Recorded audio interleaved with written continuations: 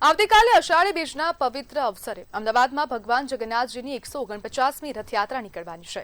રથયાત્રાને હવે ગણતરીના કલાકો બાકી રહ્યા છે ત્યારે મ્યુનિસિપલ કોર્પોરેશન અને પોલીસ તંત્ર દ્વારા તમામ તૈયારીઓને આખરી ઓપ આપવામાં આવ્યો છે। રથયાત્રા શાંતિપૂર્ણ અને સુમેળભર્યા વાતાવરણમાં સંપન્ન થાય તે માટે શહેરના તમામ ઉચ્ચ અધિકારીઓએ રથયાત્રાના સમગ્ર રૂટ પર ફૂટ પેટ્રોલિંગ કરી વ્યવસ્થાઓનું નિરીક્ષણ કર્યું હતું। જમાલપુર સ્થિત નિજ મંદિરથી ભગવાનના મોસાળ સરસપુર સુધીના સમગ્ર માર્ગ પર રસ્તાઓના સમારકામ સહિત કામગીરી પૂર્ણ કરી દેવામાં આવી છે। રથયાત્રા દરમિયાન શ્રદ્ધાળુઓ રથો અને વાહનોને કોઈ મુશ્કેલી ન પડે તે માટે તમામ વિભાગોએ આગોતરી તૈયારીઓ કરી છે। રથયાત્રાના રૂટ પર આવેલા જર્જરિત અને જોખમી મકાનોને લઈને પણ વિશેષ સાવચેતી રાખવામાં આવી છે। 16.2 કિલોમીટરના રૂટ પર નીકળનારી રથયાત્રા માટે 16 રેન્જ અને 1397 પોઈન્ટ્સમાં બંદોબસ્ત ગોઠવવામાં આવ્યો છે। સમગ્ર યાત્રા દરમિયાન 30,000થી વધુ પોલીસ જવાનો અને આધુનિક ટેકનોલોજીની મદદથી ચુસ્ત સુરક્ષા વ્યવસ્થા તૈનાત કરવામાં આવી છે અને સૌથી વધુ આ વખતે કોઈને પણ તકલીફ ન પડે, એક પણ જે શ્રદ્ધાળુ છે તેને તકલીફ ન પડે તે માટે અલગ અલગ ઝોનમાં આ જે રૂટ છે તેને અલગ અલગ કરવામાં આવ્યા છે, તેને વિભાજિત કરવામાં આવ્યા છે। 1,300થી વધુ પોઈન્ટ્સ બનાવવામાં આવ્યા છે અને સમગ્ર રથયાત્રા દરમિયાન 30,000થી વધુ પોલીસ જવાનો તૈનાત રહેશે। આધુનિક ટેકનોલોજીની મદદથી સુરક્ષા વ્યવસ્થા આ વખતે ચુસ્ત બનાવવામાં આવી છે।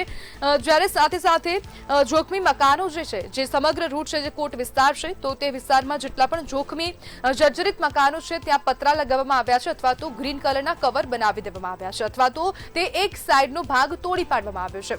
રૂટ પર નડતરરૂપ વૃક્ષોનું પણ ટ્રીમિંગ પૂર્ણ કરી દેવામાં આવ્યું છે। જેટલા પણ વૃક્ષો આ રસ્તા પર નડતરરૂપ હતા તે તમામ વૃક્ષોનું ટ્રીમિંગ કરાયું છે। કાપવામાં નથી આવ્યા પરંતુ ટ્રીમિંગ કરાયું છે અને રથયાત્રા રૂટ પર કોર્પોરેશનની ટીમ તૈનાત રહેશે। અમદાવાદ મ્યુનિસિપલ કોર્પોરેશનની ટીમ તૈનાત રહેવાની છે। 30,000થી વધુ પોલીસ જવાનો છે। આ વખતે તંત્ર દ્વારા સુનિશ્ચિત કરવામાં આવ્યું છે કે કોઈપણ પ્રકારની દુવિધા નાગરિકોને ન પડે, કારણ કે જે લોકો શ્રદ્ધાની સાથે ભગવાન જગન્નાથજીના દર્શન કરવા માટે પહોંચી રહ્યા છે તો તે લોકોને કોઈપણ પ્રકારની દુવિધા ન પડે, તેમને કોઈપણ પ્રકારની મુશ્કેલી ન આવે તેનું ખાસ ધ્યાન રાખવામાં આવ્યું છે। સમગ્ર રૂટને 16 રેન્જમાં વિભાજિત કરવામાં આવ્યો છે।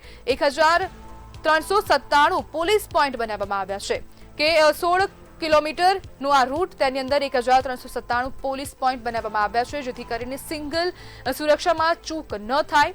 ખાસ કરીને લોકોનું ધ્યાન રાખવામાં આવ્યું છે। પોલીસ જવાનોને એલર્ટ મોડ પર રાખવામાં આવ્યા છે। રથયાત્રામાં 30,000 પોલીસ જવાનો ખડે પગે રહેશે।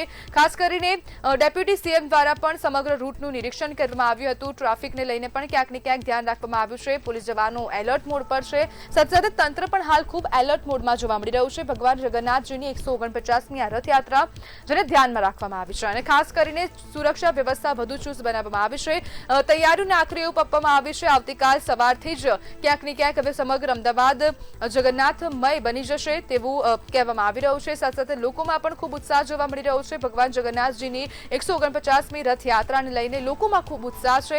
સરસપુરમાં જશો, જમાલપુરમાં જશો, સમગ્ર કોટ વિસ્તારમાં જશો તો હાલ ક્યાંક ને ક્યાંક ભગવાન જગન્નાથજીના જય ઘોષ લાગી રહ્યા છે। લોકો ખૂબ ઉત્સુક જોવા મળી રહ્યા છે, ઉત્સાહ લોકોમાં ખૂબ છે। સાથે સાથે હવે તંત્ર, જ્યારે હવે નાગરિકોમાં ઉત્સાહ હોય છે ત્યારે સાથે સાથે તંત્ર પણ એલર્ટ બની જતું હોય છે। તંત્ર સુનિશ્ચિત કરતું હોય છે કે કોઈ પણ પ્રકારની દુવિધા ન પડે, કોઈ પણ અસામાજિક તત્વો ક્યાંક ને ક્યાંક આતંક ન મચાવે, લોકોને ખલેલ ન પડે તે માટે ક્યાંક ને ક્યાંક આ વખતે તંત્ર દ્વારા ખાસ ધ્યાન આપવામાં આવ્યું છે। રથયાત્રાને લઈને તંત્રએ તૈયારીઓને આખરી ઓપ પણ આપી દીધી છે।